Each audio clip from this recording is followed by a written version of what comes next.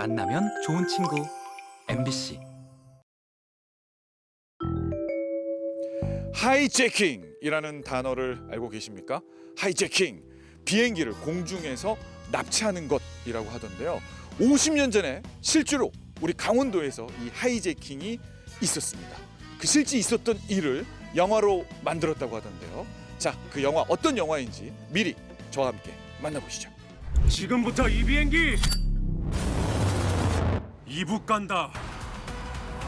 모든 것은 실제 상황. 전 국민을 공포에 떨게 만든 납치 사건. 1971년 강원도 하늘 위에선 무슨 일이 벌어졌던 걸까요? 50여 년 전 그날로 시계를 돌려봅니다. 자, 오늘 정호희망곡 스튜디오에 아주 특별한 손님 두 분을 모셨습니다. 영화 하이제킹이라는 작품을 제가 썼고 네. 정혜진 배우님이 출연을 하셨고 네네네. 마침 또 그 배경이 되는 공간이 강원도이기 때문에 그렇죠. 네, 춘천까지 왔습니다. 아, 그렇습니다. 68년, 69년 이때가 굉장히 혼란스러웠던 시절이고 남북한 긴장도가 어마어마하게 세던 시절이거든요. 69년에 그 YS-11기라고 하는 강릉발 서울행 항공기를 고정간첩이 납치해가지고 북한으로 넘어간 사건이 있었고 71년 1월에 저희 영화가 소재로 삼고 있는 F-27기 사건이 발생을 하죠. 납치범이 비행기를 납치해서 하이제킹을 해서 북한으로 가려고 하는 상황 안에서 이제 승무원들이 잘 대처해서 다행스럽게 북한에 가지 않고 이제 고성에 불시착을 하게 된 사건이거든요. 당시 강원도의 하늘길은 속초공항을 통해 연결되어 있었습니다. 1971년 1월 23일 여느 때처럼 김포공항으로 향하던 여객기는 20여 분 후 공중 납치라는 끔찍한 위기에 처하게 됩니다. 그리고 고성군 해변에 불시착하게 되죠. 실제로 이제 그 비행기에서 막 위에도 뚫리고 아래도 뚫리고 막 폭탄도 터지고 총도 쏘고 했던 그런 장면들 사실 실생활에서는 절대 보지도 못하고 느껴보지도 못할 일들이라 감히 상상도 안 되고 일단 살 거라고 저는 생각을 못 할 것 같아요. 살아야겠다보다는 잘 마감을 어떻게 하지? 너무 무서울 것 같고 사실 실존 인물분이 담대하게 행동하셨다고 해서 너무 대단하다고 생각이 되었고요. 이북에 가야 돼. 이제 피할 방법이 없어. 납치범은 고성 출신 22살 김상태. 그가 터뜨린 수류탄으로 비행기는 만신창이가 되지만 온몸을 던져 폭탄을 막아낸 수습 조종사의 희생으로 모든 승객은 생명을 구할 수 있었습니다. 그날의 기억을 여전히 생생하게 떠올리는 사람이 있다고 하는데요. 자, 영화 하이제킹에서 빼놓을 수 없는 인물이 춘천에 계시다고 해서 저희가 직접 찾아왔습니다. 모시겠습니다. 네. 자, 자기소개 한번 부탁드리겠습니다. 안녕하세요. 정근봉입니다. 네. 실제 주인공이에요. 그렇습니다. 71년도 그 진짜 실제 있었던 그 사건 현장에 계셨던 그렇죠. 예, 정근본 선생님. 네. 오늘 또 저희가 이렇게 모셨는데 오늘 우리 배우님께서 이렇게 꽃다발을 준비하셨어요. 네. 예, 일단 한번 아유, 예, 감사합니다. 받으시고 예. 감사합니다. 아, 고맙습니다. 역시 이뻐요. 네. 자, 우리 정근본 선생님이 어떤 그 영화에서 예, 역할을 맡은지 우리 작가님께서 예. 당시 이제 승객분이셨고 네. 제가 이제 자료 화면을 보다 보니까 정말 스타일리시한 20대 여성분이 활주로를 이렇게 모델처럼 걸어오시더라고요. 네네. 그래서 그 시절에 그런 분이 아. 이렇게 돼서 이제 정은봉 씨를 모델로 음. 이제 수희라고 하는 역할을 만들었거든요. 아. 그걸 연기한 배우가 이제 정혜진. 네, 정혜진 배우님. 오늘 예, 실존 인물을 이제 예, 처음으로 뵈면서 꽃다발까지 이렇게 또 준비를 해주셨어요. 너무 아름다우십니다. 막상 예, 본인이 연기한 어떤 그 캐릭터의 실존 인물이라고 예, 딱 하시니까 어때요? 딱 뵙는 느낌. 사실 이렇게 실존 인물을 뵐 기회가 많이 없어서 저로서 너무 영광입니다. 저는 또 이렇게 아름다운 배우님을 만나서 반갑고요. 71년도의 본인의 외모와 비교를 하자면 역시 이쁘시죠. 아니 사모님 훨씬. 그때도 정말 그러니까, 스타일리시했어요. 조금 좀 날렸죠. 1970년대를 주름잡았던 미스 정의 모습. 와우, 지금 봐도 정말 아름다우십니다. 그런 그녀가 겪었던 일생일대의 위기. 수류탄이 하나요. 탁 터진 거죠. 수류탄이. 그래 바닥이 완전히 수류탄이 해가지고 빵꾸가 난 거죠. 범인은 오른쪽에 창가에서 서 있었고 저는 이제 복도 쪽에 세 번째에 앉아 있었고, 야, 너 어디 가는 거야 지금? 너 죽고 싶어? 아니야, 비행기 돌려 그러더라고요. 보안관님이 한 방에 딱 쏘니까 쓰러졌어요. 승객들이 전부 더 쏴 그래가지고 빵빵빵 세 방을 더 쏘니까 그냥 갔어요. 그랬는데 그 당시에 수류탄을 들고 있었걸랑요. 그러니까 부조종사님이 그거를 덮쳤어요. 만약에 그것까지 터졌으면 다들 죽었죠. 범인이 이제 막 이렇게 막 소리 지르고 막 이럴 때 놀라지 않으셨어요? 보통 다 이러고 있지 않나요? 이러고? 저는 좀 간이 커요. 그 스튜어디스이셨던 최석자님이 증언하시기를 남자들은 다 머리 쳐박고 이렇게 있고 여성분들이 오히려 이렇게 고개 드시고 이렇게 상황 주시하시고 하셔서 여자분들이 훨씬 용감했다고 얘기를 하셨거든요. 그 중에 한 명이 우리 금봉 누나. 그리고 그 역할을 우리 예진 배우님께서 극 중에서. 아, 그걸 진작 들었어야지. 용감하게. 아니 아마 잘 어. 표현됐을 거예요. 우리 작가님이 네. 아마 그렇게 쓰셨을 거예요. 오 그렇구나. 웃으면서 얘기하지만 여전히 몸에는 옅은 흉터가 남아있다고 합니다. 혹시 그 뒤로 비행기에 대한 어떤 좀 트라우마가 생기시진 않았을까요? 아, 누가 비행기만 태워주는 티켓만 주면 다 다녀요. 저 아프리카도 갔다 왔어요. 아 그래요? 네. 그냥 두려운 생각은 안 드셨어요? 그러니까. 그게? 제가 그랬잖아, 철이 없다고.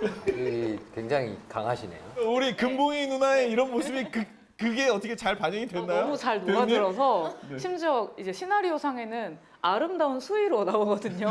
그래서 처음부터 끝까지 굉장히 오. 내 스타일도 스타일리시하고 오. 되게 담대하게 나와서 이렇게 실제로 만나뵈니까 너무 잘 녹아져 있어서 조금 신기할 정도예요. 아니, 그냥 우리 정 배우보다 그 여사님이 연기를 하셨으면 더 잘했었어요. 네? 워낙 사실 세시니까. 찍다가 울기도 했어요. 너무 무서워서. 하이제킹 상황이야.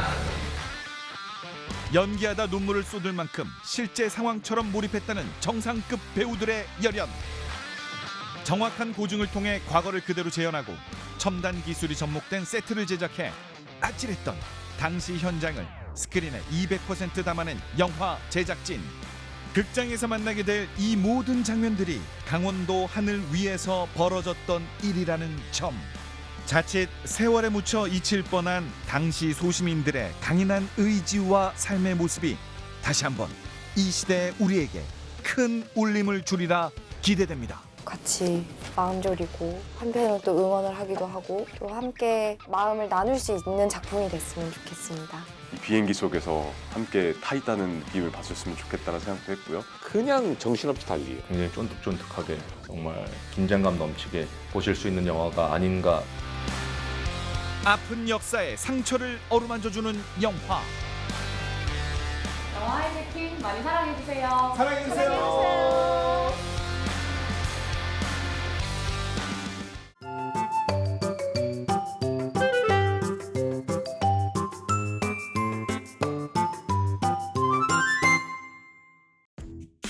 화창한 6월, 온통 알록달록 길가를 가득 메운 다채롭고 화려한 색깔이 눈길을 사로잡는데요. 저는요, 이 6월을 색깔로 표현하라고 한다면 빨강이라고 말하고 싶어요. 꽃 양귀비도 빨강, 장미꽃도 빨강, 여기 있는 이 과일도 빨강인데요. 6월의 빨간 맛, 저와 함께 만나보실까요? 뜨거운 여름, 이 계절에 딱 맞는 붉은색 과일이 주목받고 있습니다. 바로 원주 대표 과일로 체리가 떠오르고 있는데요. 제철을 맞이한 원주 체리의 새콤달콤한 매력 속으로 함께 빠져봅니다.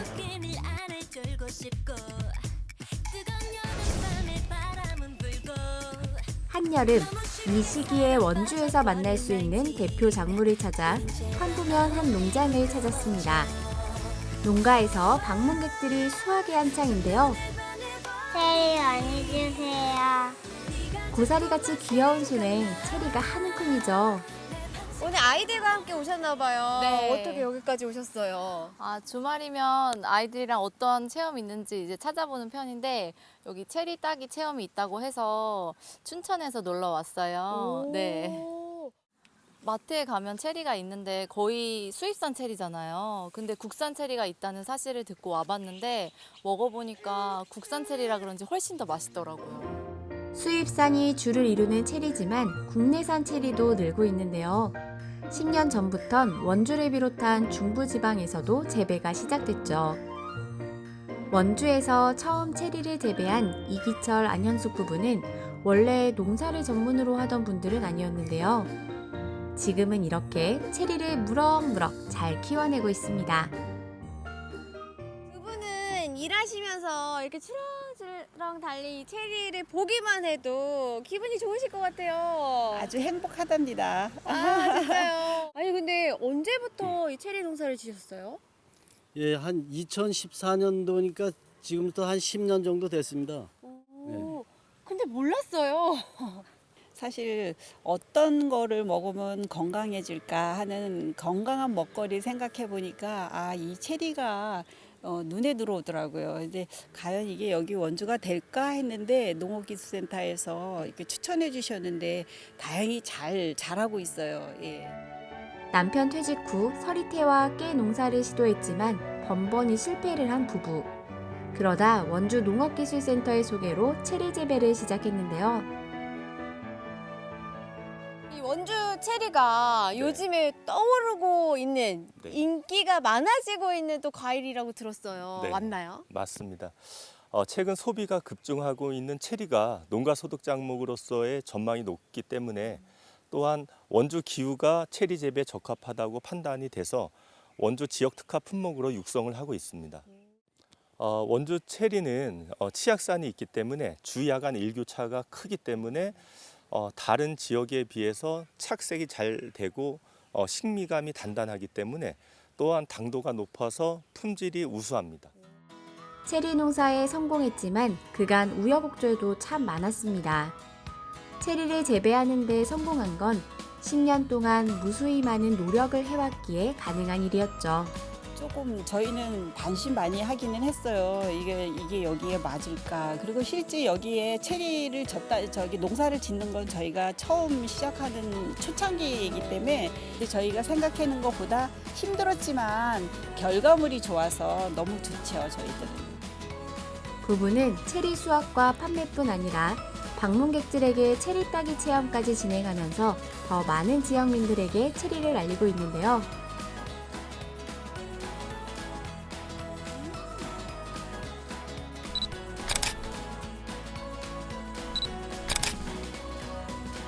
여보, 이거 농사 지느냐고 정말 수고 많았어요.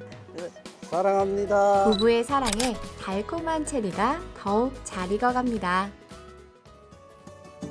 또 다른 체리를 맛보러 찾아온 이곳, 바로 원주시 귀래면인데요. 와, 여기 올라오니까요. 체리 밭이 한눈에 다 보여요. 여기는 원주의 또 다른 체리 농장입니다.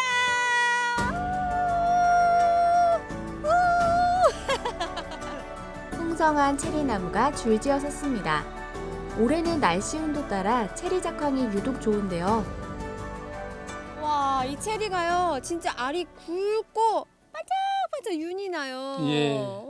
먹기가 아까울 정도인데 그래도 맛은 한번 봐야겠죠? 예. 맛을 볼게요. 예.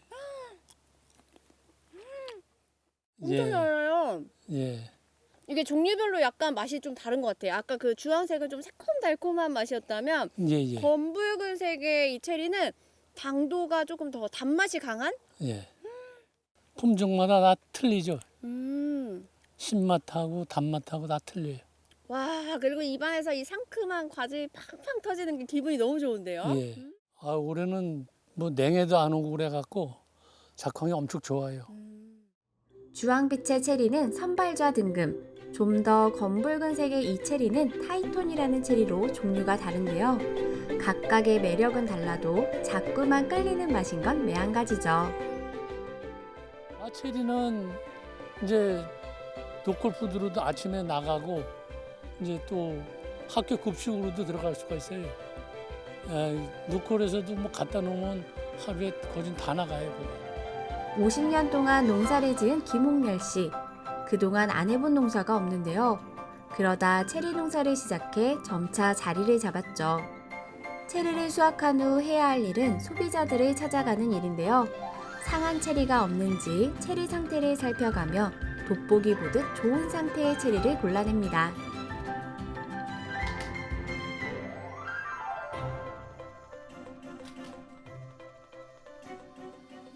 대표님 그래서 일 잘하죠? 예, 그런데 이제 그런 꼬타리는 네.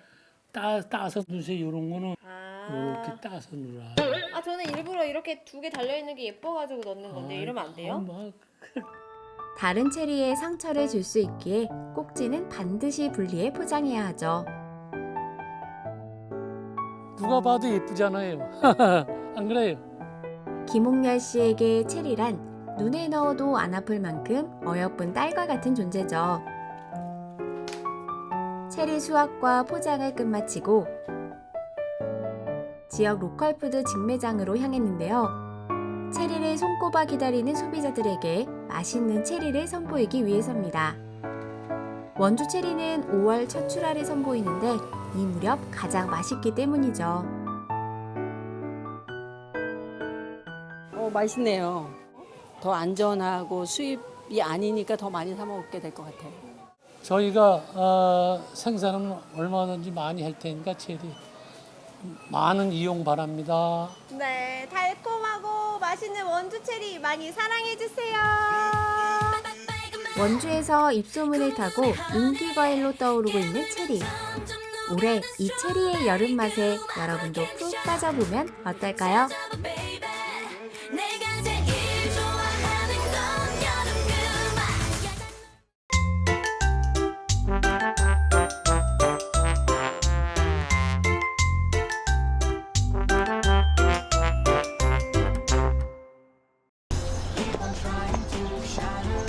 안녕하세요. 리포터 이수연입니다. 오늘 제가 온 이곳은요, 바로 강릉 오죽헌인데요. 이곳은 세계 최초로 모자 화폐 인물을 탄생시킨 도시죠. 그래서 얼마 전 이곳에 화폐 전시관이 개관했다고 하는데요. 저 너무 설레죠, 여러분? 한번 저랑 같이 가보실까요? 온갖 시대별, 나라별 다양한 화폐는 물론 오죽헌의 역사까지 배울 수 있는 곳. 즐길거리, 볼거리 무궁무진한 강릉 화폐 전시관으로 가볼까요?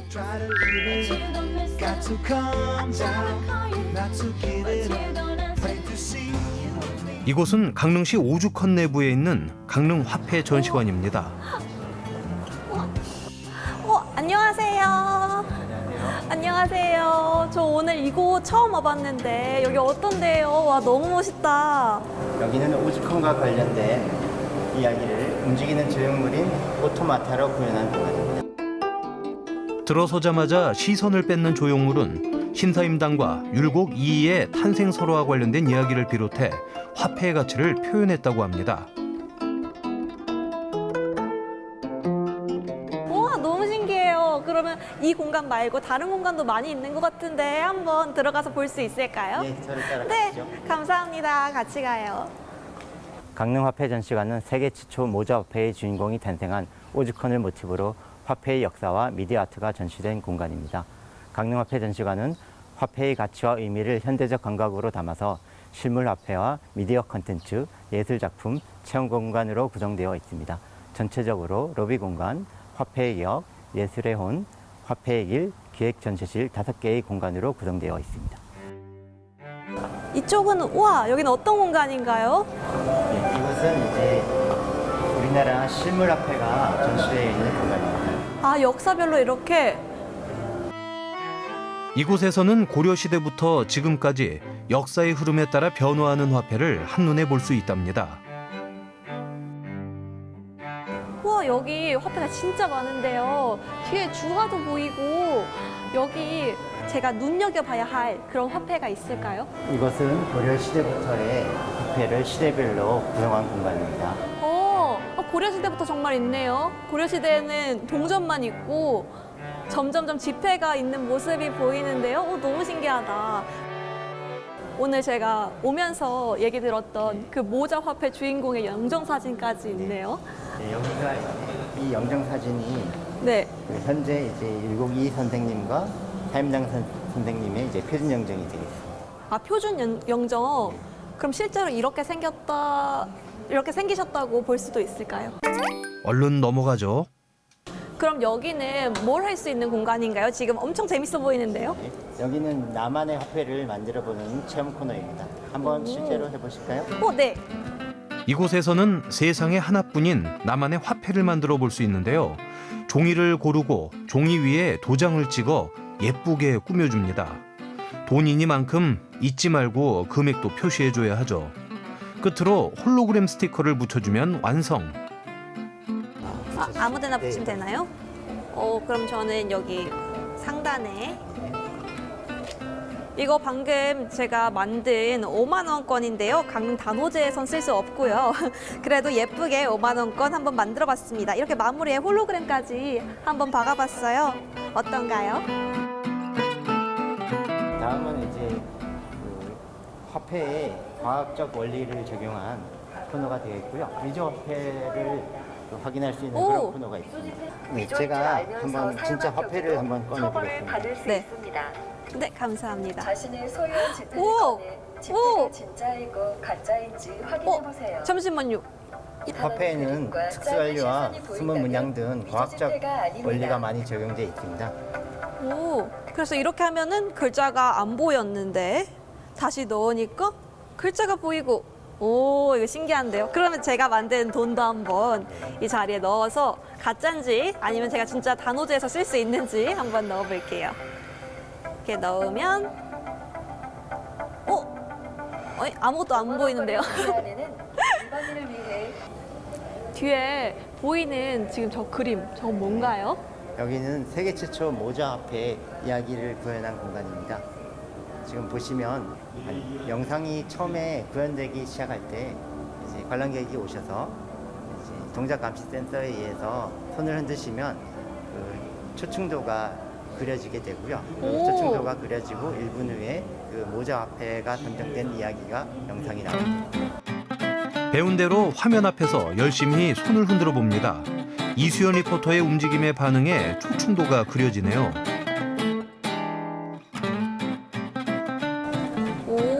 여기 되게 신비롭고 약간 어둡고 그런 공간인데 여긴 뭔가요? 네, 이것은 이제 키네틱 미디어 아트 공간입니다. 여기는 본인이 이제 여기서 실제 이제 사진을 찍으면 오죽헌과 관련된 미디어 아트가 구현된 후에 본인이 화폐의 주인공으로 나오는 체험을 해볼 수 있는 거죠. 재밌는 건 꼭 해야 하는 이수연 리포터. 가만히 있을 순 없죠. 그러면 이따가 이 작품 퍼포먼스라고 되어 있는데 혹시 제 화폐가 여기 나오나요? 네. 짜잔! 사진 잘 나왔는데요. 여기 딱 제가 나왔는데요. 어때요, 제 화폐? 너무 이게 조금 제가 키만 컸으면 쓸 수 있었을 것 같은데 조금 아쉬워요. 키네틱 미디어 아트 체험 공간에서는 이처럼 디지털 기념화폐를 만들어 볼 수도 있지만 오죽헌의 역사를 재해석한 영상이 세면 가득 재생되고요. 중앙의 키네틱 민트는 계속해서 회전하며 신사임당과 율곡 이이와 관련한 영상을 보여줍니다. 넋을 놓을 만큼 멋진 작품이라 발길이 떨어지지 않지만 다음 장소로 이동해 봐야겠죠. 여기 또 다른 공간이 있는데요. 5만 원, 만 원. 여기는 뭐예요? 여기는 이제 폐화폐를 활용한 예술 작품과 모자이크 패널이 전시된 공간입니다. 이거 화폐 이렇게 막 조각 내고 부시면 이거 위법한 거 아니에요? 화폐를 훼손하는 것은 당연히 위법한 행위고요. 네. 강릉화폐 전시관은 한국은행과 협약을 체결해서 동의하에 진행한 전시물이 되겠습니다. 사용할 수 없는 화폐는 대부분 소각 처리돼 한 줌의 재로 변하지만 못 쓰는 화폐가 이곳에서는 예술이 되었습니다. 믿을 수 없는 변화가 꼭 마법 같네요. 이 작품은 만원권 폐화폐로 만든 건데요. 자세히 보면 잘게 조각난 화폐를 육안으로도 확인할 수 있죠. 와, 지금까지 본 게 정말 많은데 이게 끝이 아니랍니다. 여기 게임할 수 있는 공간도 있다고 해서 왔는데요. 여기 지금 제 뒷면에 게임창 보이시죠? 제가 한번 해볼게요. 화폐와 물물 교환을 이용하는 두 여행객을 게임을 통해 경험해 보면서 일상생활에서 화폐가 주는 편리함을 알 수 있게 해주는데요. 아이들이 가장 좋아하는 콘텐츠 중 하나랍니다.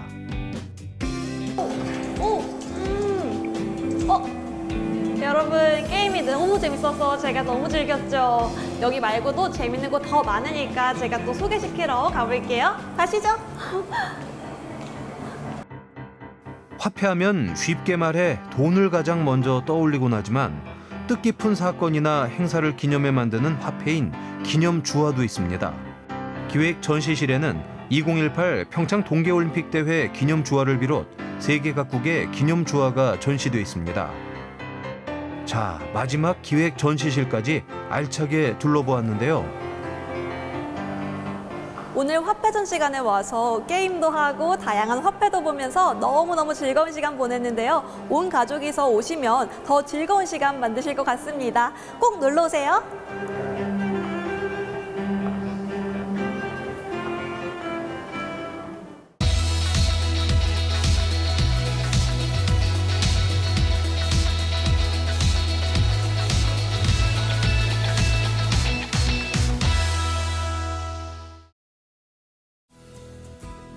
나는 가까운 미래에 어떤 모습을 하고 있을까?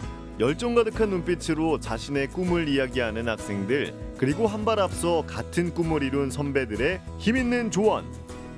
진로 고민 가득한 강원도 청소년들의 머나먼 해군사관학교 방문기, 지금 따라가 봅니다. 강원도에서 5시간도 넘게 달려 도착한 경상남도 창원시. 오늘 처음 본 사람들 앞에서 내 위축되고 절대 그러면 안 된다고 선생님 생각을 해요. 여기 있는 친구들이나 선생님 앞에서 내 꿈에 대해서 당당하게 얘기하지 못하면 벌벌 떨고 그러면 해군사관학교 장교 심사위원들 앞에서 진짜 시험 볼 때는 어떨 것 같아요? 이걸 이루기 위해서 앞으로 어떻게 열심히 노력하고 자신의 꿈에 한 발짝 더 다가서기 위해서 학생들은 특별한 캠프에 참가했습니다.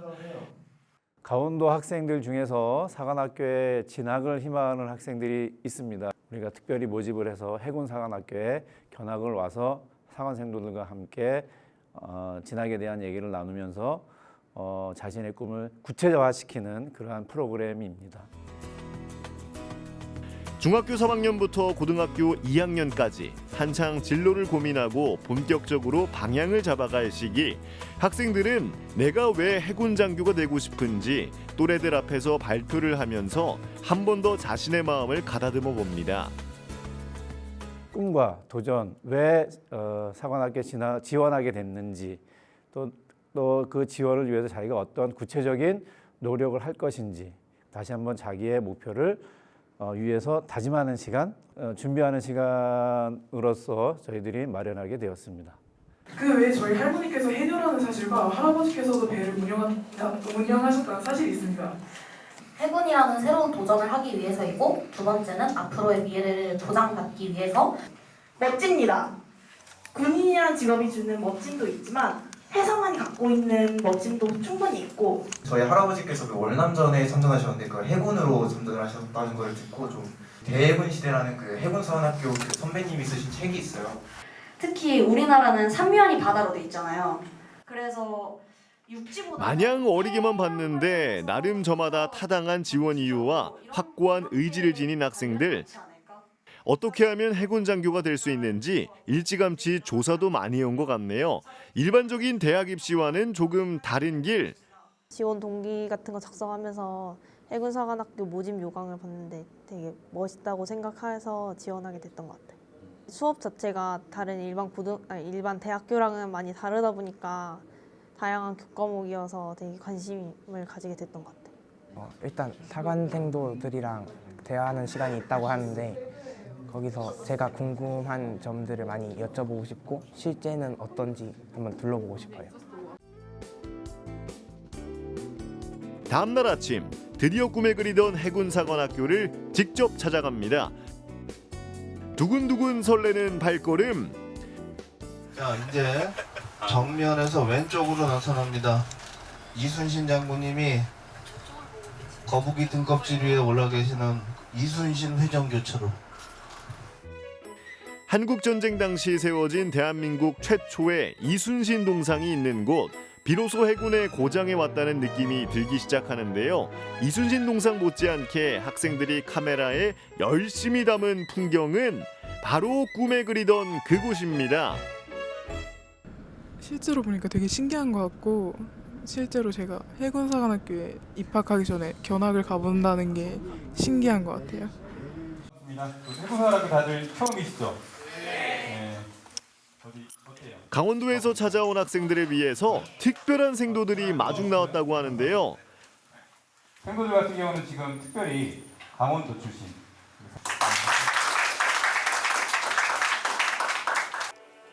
낯선 타지에서 만나는 반가운 고향 선배. 덕분에 조금은 편안해진 마음으로 해군사관학교에 대한 영상 시청을 시작합니다. 영화 속에서 봤던 해군의 모습은 실제와 같을까? 같은 해군 안에서도 임무와 역할은 어떻게 나뉠까? 꿈에 다가설수록 궁금증은 커져만 갑니다. 춘천에 거주 중에 있고 그리고 춘천 성수고등학교 출신. 드디어 사관 생도들과 직접 소통하는 시간. 후배들을 위한 실질적인 조언이 쏟아지자 다들 눈빛이 초롱초롱하다. 한마디라도 놓칠까 열심히 귀를 기울이는데요. 경제적, 물리적 독립을 할 수 있었던 점이 좋았던 것 같습니다. 멋진 제복을 입은 생도들이 몇 년 전 나와 같은 입장에서 같은 고민을 했던 동양 선배라고 하니까 왠지 더더욱 자극이 되는 기분입니다. 그런 20대의 청춘을 느끼는 것뿐만 아니라 이제 동기들과 함께하는 그런 행복을 정말 크게 느낄 수 있었습니다. 병과 선택을 어떤 기준으로 하시는지 궁금합니다. 병과 선택은 가장 먼저 본인의 희망하는 병과 위주로 보도록 갈 수 있게 해줍니다. 해군 안에서도 SSU나 UT 같은 특수병과 또는 잠수함이 있고 해병항공, 해군항공 다양하게 나눠져 있습니다. 백문이 불여일견이죠. 이번엔 두 발로 해군사관학교 곳곳을 직접 견학하는 시간입니다. 그리고 가운데 보면 좀 특이하게 생긴 기가 있는데 저게 바로 명예중대기라고 해서 8개의 중대 중에서 매년 지덕체가 우수한 중대 1개를 명예중대로 선정을 하고 있어요. 그래서 명예중대에는 뭐 외박 포상, 특박 이런 여러 가지 포상들이 이제 부여가 되게 되어 있습니다. 여기는 이제 순환훈련 전치관입니다. 순환훈련이랑 이제 4학년 2학기 때 4학년 생도들이 군함을 타고 약 3에서 4개월 정도 동안 이제 전 세계를 항해하는 훈련이에요. 그래서 총 11개국을 다녀왔고 일단 아무래도 장차 정예 해군 해병대 장교를 이제 양성하는 사관학교에 오고 싶어 하는 이제 학생들인 만큼 관심이랑 열정도가 굉장히 높은 것 같습니다. 그래서 이번 이 진학 지원 캠프를 통해서 이제 해군사관 생도가 되기 위한 그 첫걸음을 뗄 수 있는 좋은 기회가 된 것 같습니다. 같은 고등학교 출신의 생도분이 계셨는데 그 생도분이 조금만 더 열심히 하면은 끈기를 가지고 노력하면은 충분히 올 수 있다는 말을 들어서 더 오고 싶은 마음이 더 생긴 것 같아요. 저는 없었던 걸로 기억합니다. 근데 이제 지금 강원도에서 또 이렇게 강원도 학생들을 위해서 이렇게 지원해주고 이런 좋은 기회를 마련할 수 있어서 되게 학생들에게 좋은 진로 고민에 있어서 되게 좋은 기회라고 생각합니다. 제가 들어오기 전에 체력도 많이 약하고 그리고 외국어 능력도 많이 조금 떨어졌는데 그 자기개발 시간을 이용해서 체력 증진도 하고 외국어 공부도 많이 해서 좀 많이 향상을 이뤄냈습니다. 그래서 저 스스로 일과 시간을 잘 사용하는 능력 그리고 저희 자기개발을 통해서 제 능력을 좀 더 많이 끌어올릴 수 있었습니다. 훗날 해군사관학교에 입학하면 어떤 생활을 하게 될까? 내무실 환경부터 일상 속 규정까지 사소하지만 신기한 것들 투성이. 무엇보다 눈부신 옷장이 학생들의 마음을 사로잡습니다. 아직 몇 년 더 남았지만 마음만은 이미 사관생도. 그새 가까워졌는지 학생들은 미래의 선배, 생도 곁을 시종일관 맴돌며 쉴 새 없이 질문을 던집니다. 대학 입시 준비가 천편일률적으로 보이지만 그 안에서 다양한 꿈과 장래를 그리고 있었던 우리의 청소년들. 제가 그 당시에는 이 학교를 갈 수 있을까 많이 고민을 했지만 직접적으로 도움을 받을 수 없어서 막연한 상황이 많았는데 직접적으로 받은 도움을 토대로 꾸준히 연습만 하고 노력만 한다면 충분히 올 수 있다는 희망과 자신감을 꼭 가지고 돌아갔으면 좋겠습니다. 일단은 생도분들이랑 나이 차이가 별로 안 나서 훨씬 편하게 물어볼 수 있었던 점에 대해 조금 좋았고, 이제 생도분들이 적극적으로 알려주셔서 이해하기도 쉽고 잘 몰랐던 사실에 대해서 많이 알게 된 것 같아요. 선배 생도들과 질문과 대화를 많이 하면서 제가 해군사관학교에 더 오고 싶어지는 계기가 된 것 같아요. 해군사관학교 화이팅! 대한민국 해군 화이팅! 청소년 여러분, 여러분들의 꿈과 도전을 진심으로 응원합니다. 이곳 대한민국 해군사관학교에서 여러분을 기다리겠습니다. 필승!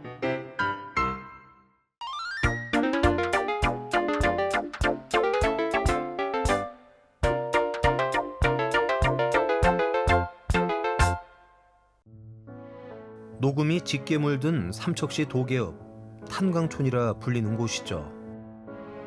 도계에서 태어나 80을 바라보는 오늘까지 고향을 떠나지 않고 살아가는 할머니가 계십니다. 젊어서는 선탐부로, 지금은 시인으로 불리는 전옥화 할머니. 쉽지 않았지만 행복을 찾아 열심히 살아온 할머니의 소중한 인생이 이곳에 다 있습니다. 한 글자 한 글자, 시 속에 삶을 엮어내는 할머니의 세상 사는 이야기 들어보실래요? 햇살이 유달리 따사로운 어느 늦은 봄날, 할머니 집으로 향합니다. 나지막한 집들 사이, 바로 저곳인가 보네요. 텃밭 일구는 저분이 바로 오늘의 주인공 전옥화 할머니입니다. 빼곡히 잘도 심으셨네요. 생전 게으름을 피워본 적 없는 할머니는 텃밭 하나도 아주 정갈하게. 집안은 뭐 말할 것도 없습니다. 방 한편에 놓인 책장, 책을 꽤 좋아하시는 것 같죠? 아니 그런데 눈에 띄는 건 할머니 성함이 적힌 시집. 뭐하고 계세요? 옛날에 저 어릴 때 글을 못 배워가지고 늦게 그 늦가기 공부를 해놔가지고 이제 글을 좀 아니까네 책을 하나 내서 이제 심심해서 그거 읽어보고 있어. 어머님이 낸 시집이세요? 예. 문학 소녀같이 설레는 목소리의 전옥화 할머니. 하지만 지나온 삶은 그리 녹록치만은 않았습니다. 할머니 꿈은 지극히 평범했었는데요. 그저 남들처럼 학교에 다니는 것. 학교에 다니신 형편이 좀 안 되셨어요? 안 됐죠. 농촌에서 어제 돈 나올 모티가 없고 학교 갔다 사달라고 가겠다고 왜 남으로 가는데 나는 안 보내주냐고 하면 우리 아버지는 그만 앉았다가 속이 상니까네 안마 따놓고 그만 싫고 막 일어서서 막 밭으로 가시고. 13식구 6남매의 둘째 딸이었습니다. 가족들 입에 풀칠하기도 힘드니 학교에 간다는 건 사치나 다름없었죠. 하지만 책보 메고 학교 가는 친구들이 꽤나 부럽고 가슴 아팠습니다. 결국 학교 문턱을 넘지 못한 채 서둘러 결혼을 했다는데요. 어머님은 결혼은 몇 살 때 하셨어요? 책이 싫은데 18배 근데 언제 선탄부가 되신 거예요? 와가지고 18배 우리 첫 딸 낳고 19부터 그때는 유일하게 가난하고 없으니까 한 푼이라도 뭐를 벌려고 생각하면은 유일하게 그 선탈밖에 없었어 여자들이 이 직장이. 백울치말라며 아버지는 일찌감치 시집을 보냈습니다.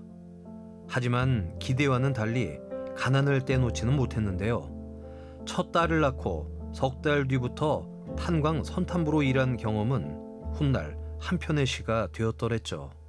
지독한 가난을 벗어내고 좀 더 나은 삶을 위해 어린 나이에 결혼해 생계를 책임진 내 인생사여. 검은 단가루 마시며 광부 인생처럼 살아온 전탄부. 개탄인지 폐석인지 손가락으로 짐작하며 걸러내는 작업. 광차에 실려 갱 속에서 올라오는 석탄 덩어리 채로. 오직 가족을 위해 살아온 세월. 할머니는 그렇게 20년간 선탄부로 일한 뒤 탄광을 그만뒀습니다. 이후 남편과 함께 농사를 지으며 일남 삼녀를 잘 키워냈는데요. 환갑을 넘어서자 이제 조금 숨을 돌릴만 했죠. 하지만 이른을 코앞에 둔 어느 날 시련이 찾아오고 말았습니다. 요걸 심었는데 여기 한 3년 될 적에 가셨어. 그래 여기서 딸기 파게 다 많이 나왔어. 씨가 많이 나왔죠. 그 아까 와서 남주기도 그렇고 다 할 수 없어가지고 그래 이걸 다시 내가 밭을 헐겁하다가 만들었어. 이제 겨우 남들처럼 단풍놀이도 다닐 수 있게 됐는데 더 이상 남편은 곁에 없습니다. 그래갖고 내가 사는 게 참 올해 11년째인데 하루도 잊을 날이 없죠. 남편이 떠나자 수십 년 지쳤던 몸과 마음도 무너지고 우울증이 찾아왔습니다. 그 당시 심정을 꾹꾹 눌러 담아 써내려간 시 한 편. 사랑했던 그 사람, 나는 당신을 사랑했어요. 예쁜 꽃처럼 사랑했어요. 먼지 하나 없는 내 가슴으로 사랑했는데 당신은 그 꽃을 외면하고 바람이 부는 대로 날아갔어요. 삶의 인생을 뒤로 하고. 글을 처음 배운 뒤 가장 먼저 한 것이 시를 쓰는 것이었습니다. 70살에 처음 손에 쥐어본 연필 한 자루. 남들보다 62년 늦었습니다. 그래서 더 재밌었다는데요. 비가 오나 눈이 오나 책상 앞에서 삐뚤빼뚤 글씨를 쓰며 조금씩 마음도 안정을 찾아갔죠. 오늘은 할머니의 이런 사정을 누구보다 잘 이해해준 문해학교 선생님이 찾아오기로 했습니다. 아유 선생님. 아유 고맙지. 아유 이거 예쁘고 쓰게 옷을 해 어떻게 미안해서. 초등과정을 가르쳐준 첫 번째 스승님입니다. 선생님 저기 어머님 처음 만났던 날 기억하세요? 네, 당연히 기억하죠. 2018년도에 저희들 학교에 입학을 했었어요. 예. 근데 처음 오셨을 때 저 깜짝 놀랐었어요. 말씀을 전혀 안 하시고 수업하시는데 잠깐만 묻고 계시는 거예요. 그래서 무슨 사연이 있는가 보다. 제가 나중에 같이 오신 분한테 말씀을 드렸더니 우울증이라고 말씀하시더라고요. 사별의 아픔에 힘들었던 할머니는 글을 배우며 차츰 안정을 찾게 됐는데요. 그렇게 함께 마음을 나누며 세상에 둘도 없는 스승과 제자가 되었습니다. 신하고 말고 난 선생님은 뭐 내 의인인데 뭐. 게다가 두 분 사이엔 통하는 뭔가가 더 있었죠. 두 분이 들어보니 공통점이 있다고 하시던데. 시를 쓰는 거겠죠? 아, 그렇지. 시를 쓰는 거겠죠? 네. 지금도 생각하면 눈물이 나는데 또 선생님을 안 만났으면 내가 시를 못 썼지. 글을 가르쳐준 선생님이 시도 알게 해줬습니다. 선생님은 시집도 선물하며 할머니 재능을 세상 밖으로 끄집어내줬죠. 이거 선생님 저 처음으로 주신 시인데 그리고 짤막짤막 하면서도 너무 선생님 가심도 않는다. 이게 너무 재밌어요. 시가 재밌다는 분 어머니밖에 없어요. 시가 너무 재밌어요. 아주. 아유, 이거 내가 준 시집 다 있네. 한 글자 한 글자 스승의 시를 읽고 감동받은 할머니는 용기를 내 자신의 이야기를 담은 시를 써보기 시작했는데요. 그때까진 스스로도 몰랐습니다. 시에 그렇게 소질이 있다는 걸요. 무슨 상 받으셨어요? 국가평생진흥원에서 우리가 시하전이 있어요. 시하 공모전이 있는데 거기서도 또 우수상 받으셨어요. 전국이에요, 전국. 할머니의 자작시는 세상에 인정을 받기 시작했는데요. 재작년엔 모 문학상 신인 문학상을 수상하며 정식으로 등단했습니다. 시를 쓰며 새로운 세상을 만났고 배움에 대한 한을 풀며 이젠 하루하루 행복을 가꾸는 전옥화 할머니, 아니 전옥화 시인. 막막하기만 했던 삶의 고단함을 묵묵히 인내하고 슬기롭게 넘기며 밝게 웃는 할머니. 언제가 가장 행복하세요? 살아오면서 내가 내 몸 편하고 내 마음 편하게 사는 게 제일 언제냐 물으면 지금 내가 혼자 사는 건 외롭다는 것 뿐이지 하는 일도 없고 힘든 일을 안 하고 누가 잔소리하는 사람이 없고 구박 주는 사람이 없잖아. 혼자 있으니까. 언제가 행복했나 이러면 지금이 제일 행복해. 구슬옥에 꽃 화자를 쓰는 전옥화 할머니는 이름처럼 꽃을 무척 좋아한다는데요. 바람 부는 대로, 계절 바뀌는 대로, 자연의 순리대로 피어난 꽃처럼 그렇게 향기로운 인생을 살아가고 계십니다.